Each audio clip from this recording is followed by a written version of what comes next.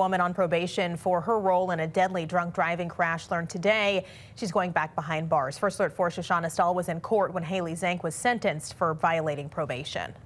It's been just over 2 years since the accident that killed Will Flickinger, Caden Tyler, and Emily McNeese, also severely injuring Trevor Bogart.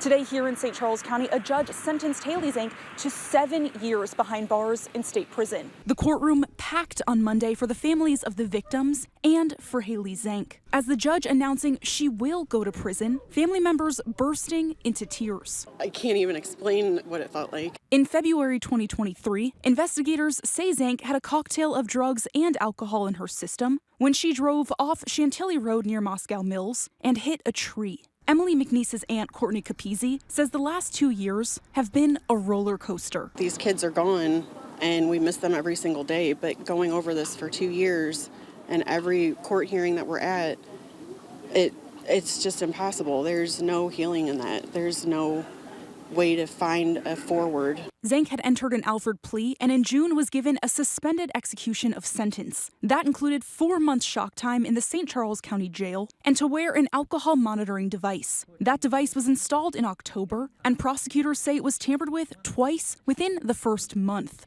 One of those times, the device detected alcohol. Much of the probation violation hearing on Monday centered around the device's installation and its fit. It's unfortunate, but the evidence was clear.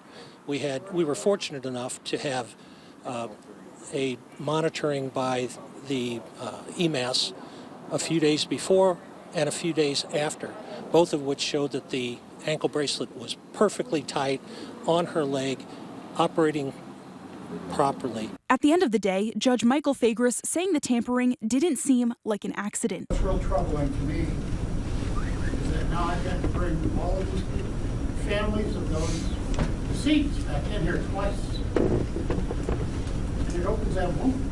I'm here 2025, but I'm stuck in 2023.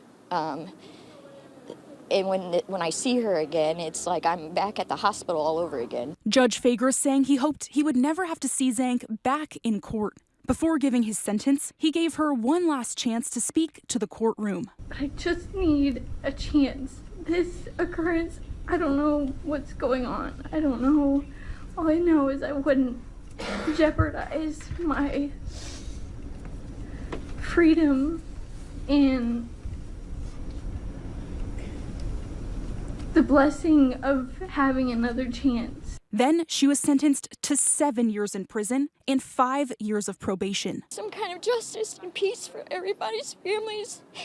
And I can't be any more grateful than what I am today. Justice has been served here for once. Ironically, 2 years ago today, we laid Emily to rest. Yeah, it finally feels like justice that we were never going to get. The Lincoln County prosecutor says that Zank will stay here in St. Charles County in the jail until it's time for her to be transferred to the Department of Corrections. In St. Charles County, Shoshana Stahl, First Alert 4.